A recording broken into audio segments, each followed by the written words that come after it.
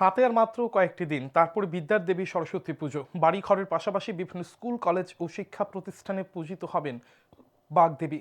শাস্ত্রীয় বিধান অনুসারে প্রতি বছর মাঘ মাসের শুক্লা পঞ্চমী তিথিতে সরস্বতী পুজো হয়ে থাকে। এই বছরও তার ব্যতিক্রম হয়নি। এই বছরও মাঘ মাসের শুক্লা পঞ্চমী তিথিতে বাগদেবীর আরাধনায় ব্রতী হবে সকলে। সরস্বতী পুজোকে সামনে রেখে মূর্তি পাড়ায় চলছে শেষ তুলির টান। মৃৎশিল্পীরা দিন রাত এক করে মূর্তি তৈরির কাজ করে যাচ্ছেন।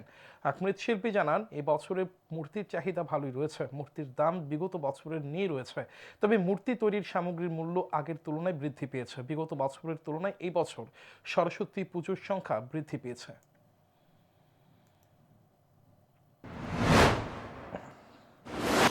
2026 সনের প্রথম শুরুর থেকে স্টার্ট হয় সরস্বতী পুজো দিয়ে।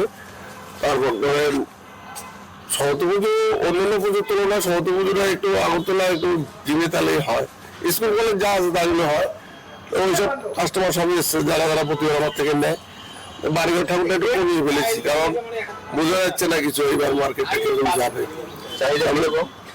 চাহিদা আছে মোটামুটি, অন্যান্য বার ঠান্ডাটা বেশি পড়েছে, কাজ করতে কষ্ট হচ্ছে, এই জন্য ঠাকুর একটু কমিয়ে দিয়েছি।